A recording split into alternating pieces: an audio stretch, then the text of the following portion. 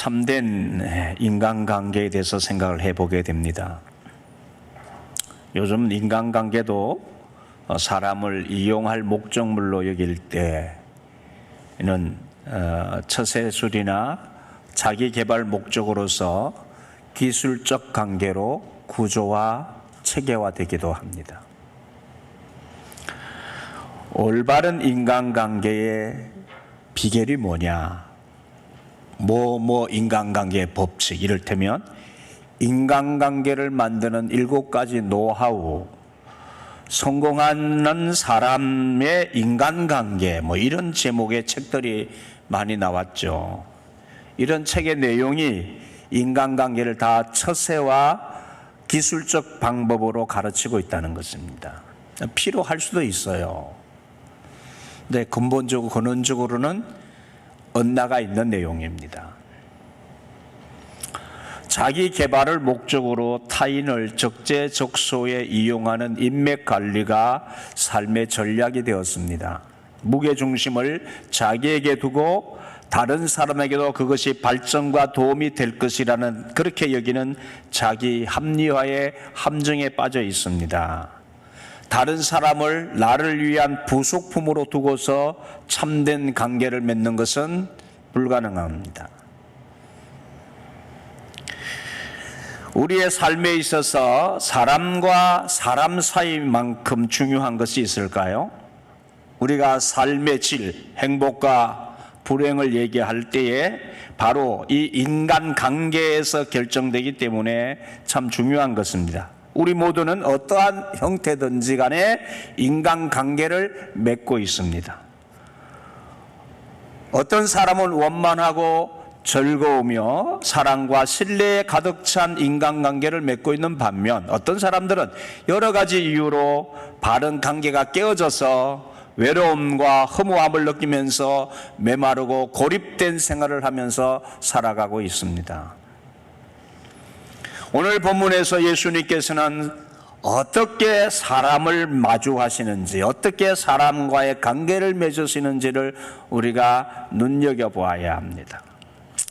가다라 지방 사람들의 요청에 예수님과 제자들과 그를 따르는 일행은 다시 배를 타고 본 동네 가버나움이라고 하는 동네로 돌아오게 됩니다. 이때 사람들이 중풍병으로 누운 한 사람을 데리고 예수님에게로 나왔습니다. 요즘은 중풍병이 하도 흔한 병이 되어서 뇌출혈 뇌경색으로 쓰러지면 빠른 시간 안에 조처가 되지 않으면 그냥 한쪽이 마비가 오거나 여러 가지 어려운 장애를 갖게 되겠죠. 이름하여 다 중풍병이라고 하잖아요. 지금이나 그 당시나 지금보다 그 당시는 더 이 중풍병은 참 고치기 어려운 병이었습니다. 아니, 난치병, 고칠 수 없는 병이었어. 저절로 회복되지 않으면 고쳐지지 않는 병이었다. 그 중풍병 든 사람을 주님이 고쳐주시는데, 먼저 그 중풍병자를 데려온 사람들이 있었죠. 그 사람들의 행위를 주님 먼저 보셨어요. 그 행동이 구체적으로 무엇인지 마태복음에서는 소개하지 않는데 마가와 누가복음에는 자세히 설명하고 있죠. 지붕을 뚫어서 달아내렸다고 전합니다. 요즘처럼 시멘트로 설아붙인 지붕이 아니고 이렇게 뜯어내면, 당시의 가옥구조는 뜯어내면 뜯어지는 지붕이었는데 거기로 올라가서 그 침상채 누워있는 중풍병자를 주님 앞으로, 사람들이 너무 많이 모여서 들어갈 수가 없으니까 지붕으로 올라가서 그 지붕을 뚫고 침상채 주님 앞에 달아내리니까 깜짝 놀랐어요. 예수님도 깜짝 놀라고 거기 모인 사람들도 깜짝 놀랐겠죠. 관심을 이끌어내었습니다. 여러분, 예수님의 행하신 일에는 많은 경우 어떤 선한 결과를 나타내는 마중물들이 있었음을 알 수 있어요.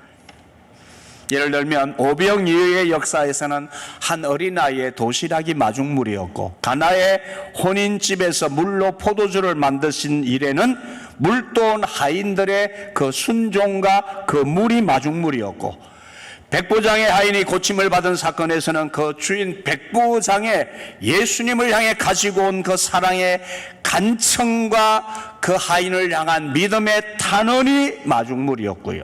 그리고 오늘 이 본문의 중풍병자가 구원을 받고 고치기 어려운 육체의 질병에서 노임을 받게 된 이 사건에는 바로 그 침상을 들고 온 이 이웃 사람들이 모두 마중물이 되어서 일어난 일들입니다. 여러분, 이런 마중물이 되는 이웃이 되어주는 사람, 이렇게 사랑과의 관계를 맺어야 한다는 사실을 오늘 이 사건을 통해서 우리는 다시 확인할 수 있습니다. 여러분 주변의 사람들과 이렇게 그 사람들의 삶을 고쳐줄 수 있는, 회복시켜줄 수 있고 힘이 되어줄 수 있는 마중물들이 되시는 관계를 맺으시기 바랍니다. 그들 침상을 메고 온 내 귀퉁이에 그 손잡이를 들고 침상을 메고 온 사람들, 그리고 그 중풍병자의 믿음을 보시고 주님께서는 안심하라고 하셨고 하나님 나라의 치유를 선물로 허락하십니다. 믿음대로 되게 하신 하늘의 역사요, 그 어려운 사람의 마중물이 되어주고자 한 그들의 수고와 그들의 열정, 지붕을 뜯어내며 달아내리는 그들의 열정을 주님은 귀하게 보셨습니다. 하늘의 역사가 일어나는 거예요.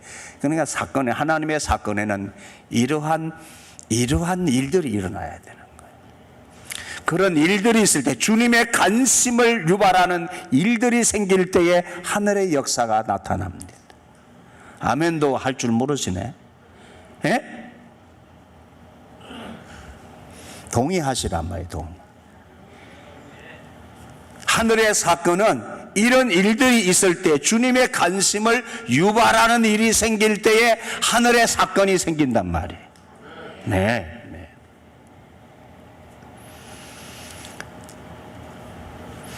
더욱이 내 죄 사함을 받았다고 선포해 주시는데, 이 사람의 죄가 그를 중풍병자가 되게 했다는 의미가 아니라 인류의 죄가 사망을 가져왔으며 하나님의 나라는 이제 그 죄와 그 인류의 죄와 그 인간이 겪는 이 사망, 이 지옥의 고통에서 해방되는 생명의 나라임을 보여주신 것입니다. 하나님의 나라가 이 생명에 회복되는 나라다. 예수님은 먼저 중풍병자의 이 가련한 현실을, 이 비참한 현실을 깊게 공감하시고 그를 부를 때에 작은 자야라고 불렀다고 오늘 본문에 기록하고 있죠. 그런데 헬라어, 이 작은 자라고 번역된 헬라어는 테크노온이라는 말인데, 이것은 아이 또는 아들로도 번역할 수 있습니다. 반드시 어린 소년에게만 사용하는 것은 아니므로 환자가 어린아이였다고 단정하기는 어렵습니다. 하지만 유대 관습을 고려해서 아들아가 더 나은 번역이 아닌가 생각합니다. 아들아, 요즘 말로 하면은 얼마나 어렵냐. 이보세요. 이보게 얼마나 어려워요. 얼마나 힘드냐고. 안심하라고 그렇게 말씀하신 거예요.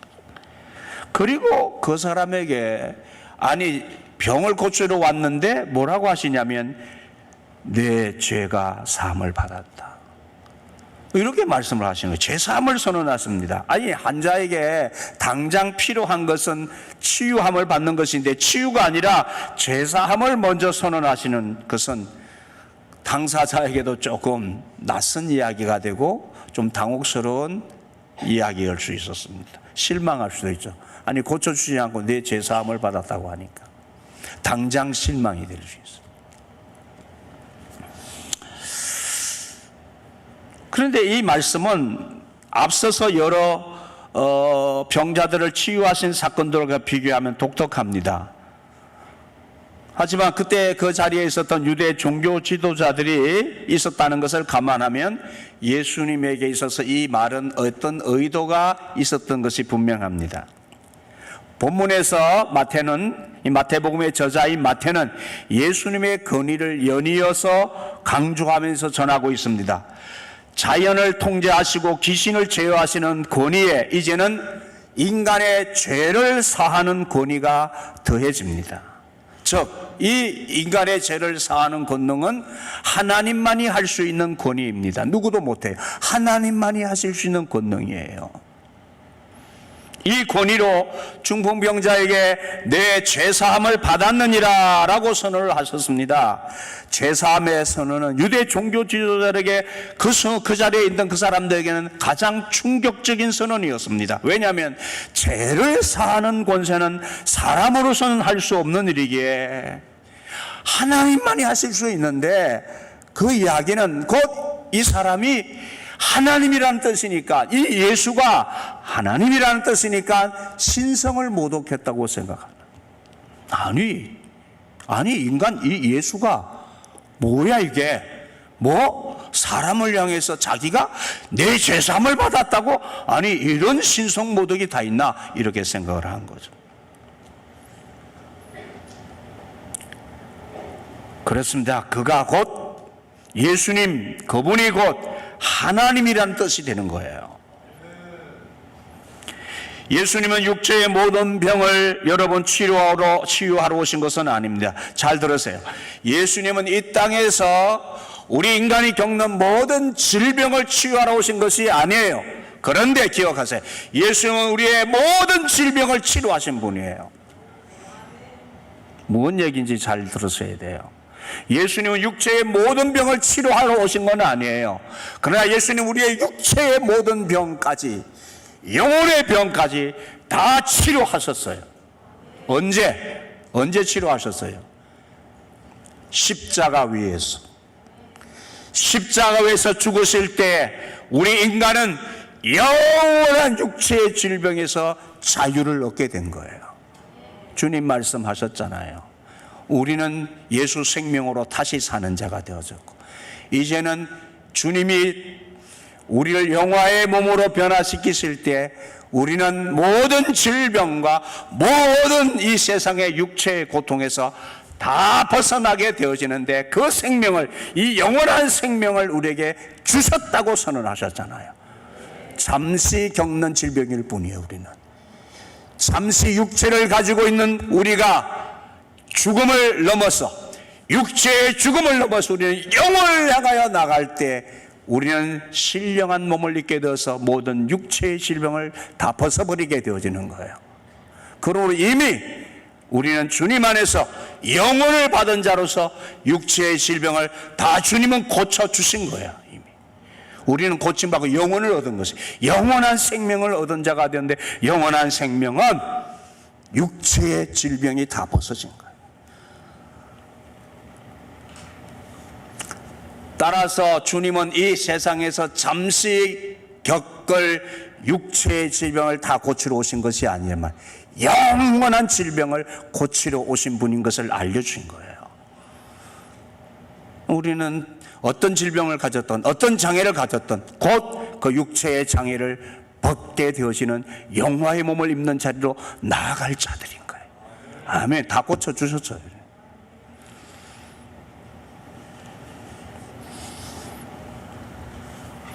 여러분, 만약에 이 세상의 모든 사람들이 겪는 질병이나 모든 장애나 모든 환난이나 모든 고난이나 어려움을 우리가 기도하면 다 고쳐주신다, 다 해결해 주신다, 그러면 어떻게 되겠어요? 이 세상이?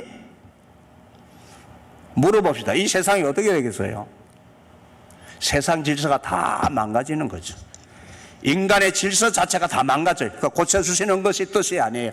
안 고쳐주셔야 되는 거예요. 이 세상인 거, 모든 질병이 다 나으면 이 땅에서는 고쳐주면 안 돼요. 왜? 다 수많은 죄지고 또 문제 생기면 또 고쳐주고, 또 문제 생기면 또 고쳐주고, 또 문제 생기면 또 고쳐주고. 그건 뭐야?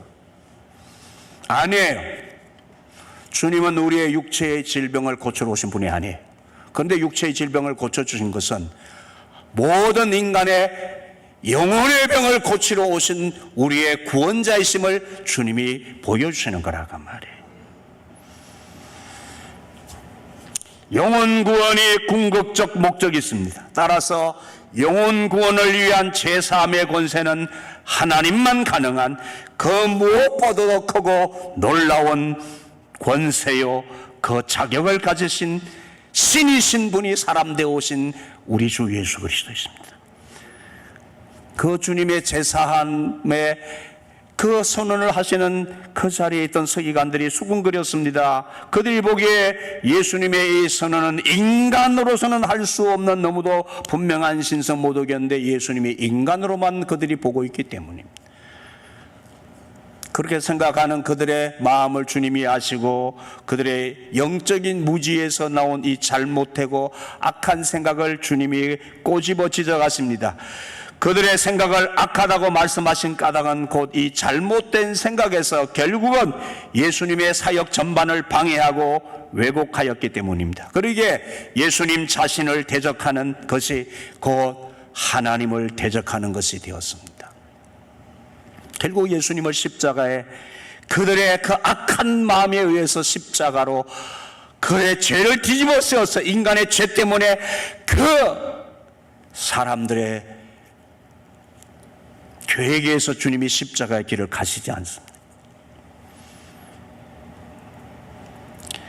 여러분, 우리 인간의 인식이라는 것, 이 사고, 생각, 관점, 사상, 어떤 종교관, 가치관, 이것들은 다 한계가 있는 거예요. 고작해야 우리 인간을 존재적으로 얘기할 때 3차원의 존재라고 그러잖아요. 3차원의 존재. 고작해야 우리 인간은 3차원 정도밖에 이해를 못한다고. 그런데 우리 주님은, 우리 하나님은 4차원, 5차원의 삶을, 그 존재가 그렇게 살아가시는 분이에요. 하나님을 여러분 인간 속에 다 집어넣어서 해석이 됩니까? 아니에요. 어찌하여 4차원, 5차원의 세계인 영적인 세계와 그 영역인 하나님의 일에 대해서 인정을 하지 않느냐 말입니다. 왜 한계가 너무도 뚜렷한 자신들의 그 좁은 경험의 인식의 틀에 하나님의 일을 맞추려고 하고 그렇게 해석하려고 하느냐는 것입니다. 이러한 인간의 태도를 하나님께서는 말씀을 통하여 나무라신 적이 있습니다. 욥기서의 욥에게 욥기서 38장 2절 3절에 주님이 이렇게 나무라시죠. 하나님이 무지한 말로 생각을 어둡게 하는 자가 누구냐? 너는 대장부처럼 허리를 묶고 내가 네게 묻는 것에 대답할지니라. 조목조목 인간이 그 연약한 한계를 가지고 하나님에 대해서 말하는 것에 대해서 조목조목 따지면서 주님이 말씀하시잖아요. 대답 못하잖아요. 욥이 손 드잖아요. 이 하나님의 물음에 인간은 대답해야만 하는데 이 대답을 하지 않고 뭉개면서도 스스로 지혜롭다고 생각합니다. 스스로 지혜롭다 여기며 살아가는 억지를 부리며 사는 자들입니다. 한마디로 이런 인간의 태도를 로마서에서 바울은 정확하게 짚어서 알려주십니다. 바로 하나님께 대한 인간의 완고함과 교만이라고 말하지 않습니까? 예수님이 이 완고하고 교만한 서기관들에게 물었습니다. 제사함을 받았다와 일어나 걸어가라고 하는 이 둘 중에 어느 것이 더 쉽겠느냐 하는 것입니다. 전자, 제사함을 받았다는 것으로 겉으로 드러나지 않는데 이 일은 제사함을 받았다는 것은 겉으로 드러나지 않는 일인데 반해서 중풍병자가 일어나 걸어가는 것은 현장에서 그대로 드러나는 일입니다. 어느 것이 쉽겠느냐 너희들이 보기에는? 물었습니다. 따라서 이 질문에 의도된 대답은 전자가 쉽답니다. 그러므로 서기관들은 예수를 쉬운 말로 신성모독을 일삼는 허풍선이로 여겼다는 말입니다. 그 드러나지 않는 것으로 금방 말해가지고 제사함을 받다는 드러나지 않는 것이니까 그 드러나지 않는 일로 허풍선이 공갈하고 있다, 거짓말하고 있다, 사람을 조롱하고 있다, 이렇게 지금 얘기하고자 하는 거예요. 하지만 무엇이 더 쉽고 혹은 어려운가의 문제보다 더 중요한 것은 누가 그 일을 하느냐입니다. 서기관들과 유대 종교인들, 예수께서 중풍병자를 향해서 사죄를 선포하시자 제사장도 아닌 예수가, 인간 예수가 사죄를 선포하는 것은 자신이 하나님이라고 말하는 것 같기에 신성모독의 죄를 범한다는 생각과 그 생각은 그들이 갖고 있는 이런 인간 지식 안에서 맞는, 유한한 인간 지식 안에서는 맞는 말입니다. 그들은 예수께서 신이신 그분이 사람 되어서 이 땅에 오신, 하늘로부터 오신 하나님의 아들 그분이신 것을 모르고 있는 것이죠. 아니, 인정 안 하려고 하잖아요. 수많은 역사를 보이시는데도, 하늘로부터 오신 사건을 보이시는데도 인정을 안 하려고 하잖아요. 그런 그들 앞에서 예수님은 이 중풍병자를 말로만 드러나지 않는, 보이지 않는 증거로서 내 죄사함을 받았다고 한 것만이 아니라 곧 바로 그 자리에서 당신 자신을 사죄의 고난을 위임을 받은 자로 보내셨음을 증명하십니다. 죄인인 인간이 하나님만이 하실 수 있고 메시아 시대에 일어난다고 이사야 선지를 통해서 알려주신 그 예언대로 사람을 살리는 눈먼 자를 뜨게 하시고 못 걷는 자를 걷게 하시는 이 치유의 사역을 하나님만이 하실 수 있는 그분 메시아가 오시면 하실 것이라는 예언된 대로 예수님이 지금 그 사역을 하시는 거예요. 죄를 사하는 권세를 가진 이분이 곧 그분이시다는, 그 메시아이시라는 것을 알려주시는 것이죠. 그러면서 자신을 드러냈습니다. 그리고 그 중풍병자에게 침상을 가지고 집으로 돌아가라고 명령하시자 그 사람이 침상에 누워서 걸어왔던 그 사람이 침상에서 일어났어. 그가 걸어서 집으로 돌아가는 역사가 일어납니다. 할렐루야. 마태는 여기서 예수님의 치유의 사역이 육체를 회복하는 사역의 차원을 넘어서 죄를 사하는 구원 사역임을 강조가 있습니다. 그리고 그 죄를 사하는 권세가 있는 분이 바로 이분이 하나님이야 라는 것을 사람이 알 수 없는 그 일을 그 자리에서 말씀 한마디로 내 자리를 들고 일어나 걸어가라. 그 사람이 그대로 걸어갔단 말이에요. 그대로 일어났단 말이에요. 하나님만이 하실 수 있는.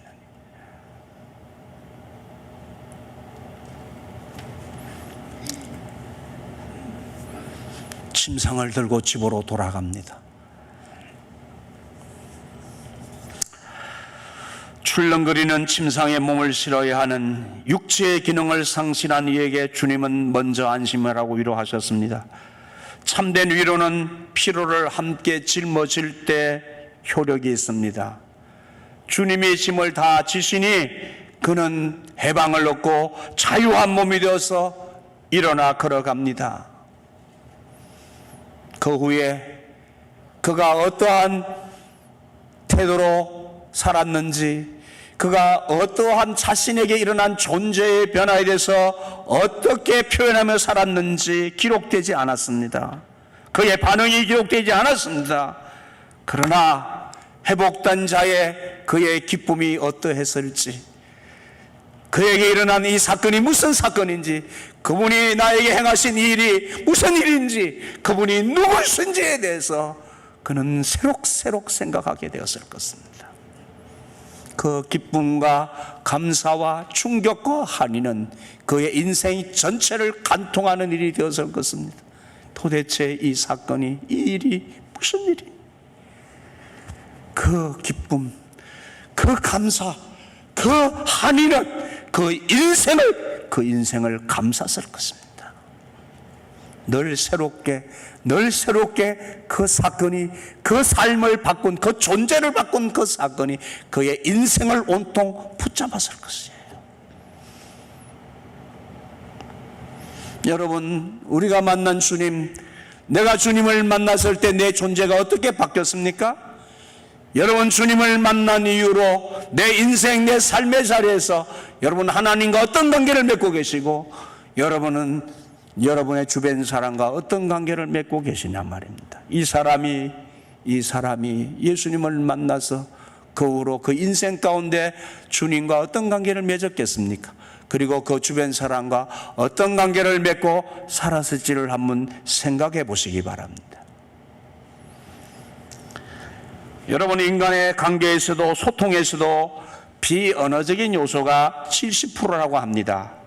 그런데 주님은 소리 없는 생각마저 경청하십니다. 들었습니다. 속죄를 선언하는 대제사장, 주님은 진정한 온 인류의 대제사장 되시는 분 아니십니까? 이 대제사장이라는 정체성을 유대 종교인 그 사람들의 율법적 종교적 경험 생활에 맞추어서 주님은 당신 자신을 설명하시고 드러냈습니다. 율법에 비친 하나님의 성품을 오해하는 이 사람들의 속내를 관통하는 질문으로 틈을 내어서 그들에게 생명의 빛을 비추시면서 내가 누군지, 예수나 내가 누군지 그들에게 빛을 비추습니다. 서기관들의 예수님을 향한 심중의 정죄는 틀렸고 악한 생각이었다는 것이 증명되었습니다. 이 이야기는 서기관들이 아닌 그 사건을 지켜본 많은 사람들의 반응으로 나타납니다. 두 가지 반응이 나왔죠. 먼저 그들은 이 사건을 보고 그 자리에 있던 사람들은 주님을 두려워했다고 했습니다. 두렵죠. 여러분, 하늘의 사건이 생기면 두려운 거예요. 아멘이시죠? 두려운 거예요. 사람들이 그 자리에 있던 사람들이 이 사건을 목격하고 두려워했다면서요. 단순한 공포가 아니라 놀라움이다. 와우, 놀라움이었던 것이죠. 와, 너 어떻게 해서 이런 일이? 경이로움이었습니다. 경이로움.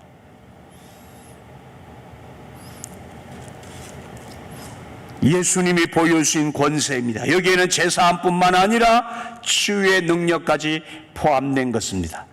그들의 놀라움은 바로 하나님께 영광을 돌렸다고 하나님을 향한 영광으로 이어집니다. 그래요, 여러분, 십자가의 사건은 하늘의 사건이요, 십자가의 사건은 하늘의 영광으로 이어진 사건 아닙니까? 온 세상 사람들이 하나님의 영광을 보는 사건이요, 온 세상 사람들이 이 하늘의 사건으로 예수님의 십자가와 부활의 사건으로 놀라게 되어지는 경이로운 사건이 아닙니까? 우리는 그 사건을, 그 주님을 만나는 사건 속에 사는 사람들이잖아요. 여러분 예수 만나고 여러분은 주님과의 관계 속에서 나를 변화시키시고 나의 존재를 바꾸시고 나에게 영원한 생명을 주시고 내 삶의 이 육체의 세상의 얽매여서 종로로 타면서 살아가는 나를 자유케 하신 이 구원의 사건이 여러분 속에 날마다 어떻게 경험되어지고 있습니까? 단순한 기념사건입니까? 내 존재에 대한 기쁨과 한의로 날마다 주님 앞에 고백되어지는 사건입니까? 그리고 그 기쁨과 그 환희에 이 엄청난 경이로움과 충격의 사건이 주변 사람들과 어떤 관계를 맺고 있는 삶으로 드러나고 있습니다.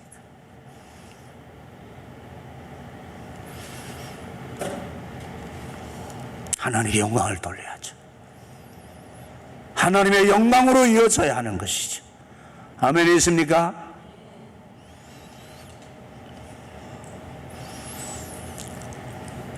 곧이어서 또 한 사람과 또 다른 이웃들을 주님이 만나시죠.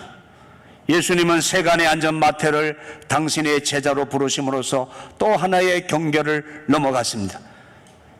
인간의 벽을 넘어갔습니다. 죄인 마태의 집에 들어가서 그가 초대한 다른 세리와 죄인들과 함께, 죄인들이라는 것은 유대 사회가 규정한 죄인들입니다. 그 죄인들과 함께 하심으로써 그들과 친구의 관계를 맺었습니다. 거기서 예수님은 자신이 스스로 자기 자신이 스스로 의롭다고 생각하는 자들이 아니라 자신이 죄인이라고 여기는 자들과 친구가 되셨단 말이에요.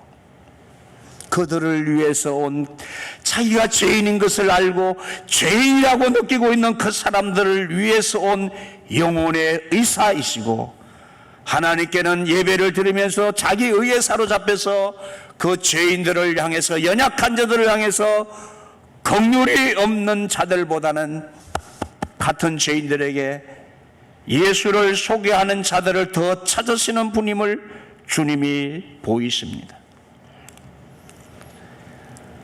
그 유대인들에게 예배 제사를 명하신 하나님의 의도는 하나님 당신의 자비와 긍휼을 그들에게 나타내게 보이시는 것이었습니다. 제사가, 예배가 다른 것이 아니라 하나님의 사랑과 은혜를 그들에게 깨닫게 하는 것이었단 말이에요.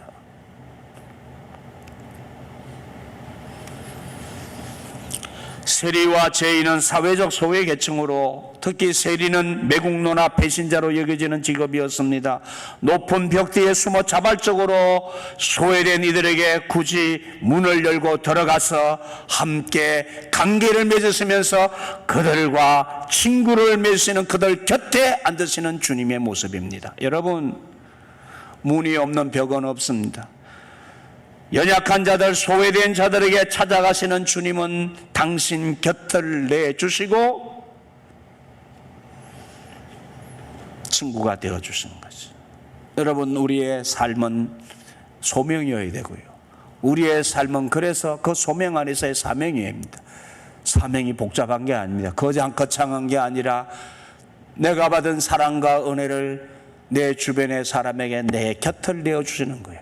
그들과 친구 되면 되는 거예요. 친구 돼서 잘라내지 마시고 벽치지 마시고 수많은 주변의 사람들을 어떤 사람이든 가리지 말고 곁을 내어주시고 친구 되어 살아가십시오.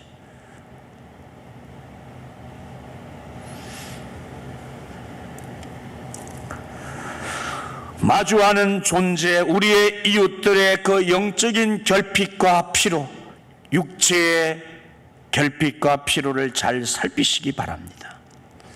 그들을 위해서 자신을 담아주신 주님의 삶은 형언할 수 없는 값진 선물입니다. 그들에게 값진 선물이었다면 우리에게도 두말할 것 없이 그분은 나에게 값진 선물로 다가오지 않았습니까? 형언할 수 없는 값진 선물로 우리를 찾아오신 주님, 당신 자신 하늘 보좌를 버리시고 사람의 몸을 입고 이 땅에 오신 그리스도, 우리의 구원자 예수 그리스도, 그분 우리를 위해서 당신 생명을 통째로 내오신 그 사랑을 받고 내가 새로운 존재가 되었다면 우리가 받은 은혜와 이 사랑의 이 은혜를 우리는 뭘로 어떻게 다 갚을 수가 있겠습니까? 여러분,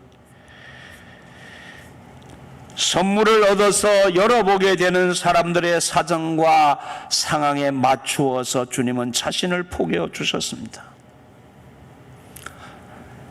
경청하고 공감하며 기다려주는 사이가 있다면 그 존재, 그 관계만으로 숨통이 틔어지지 않겠습니까?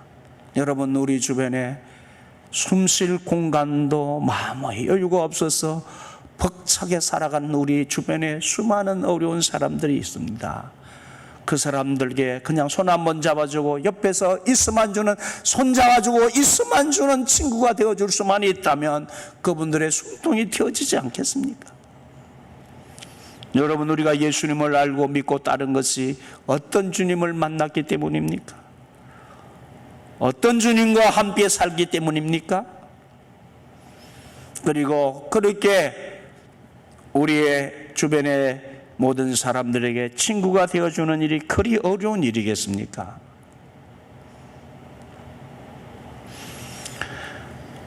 우리의 이웃에게, 내 주변의 사람들에게 기꺼이 곁을 내어주는 사람으로, 손잡아주는 사람으로, 친구로 살면 되는 것입니다. 이것이 우리에게 찾아오신 주님이 보여주시는 삶이 아닌가 말입니다. 기도하시죠. 조용히 이 시간 1분간만 오늘 말씀을 생각하면서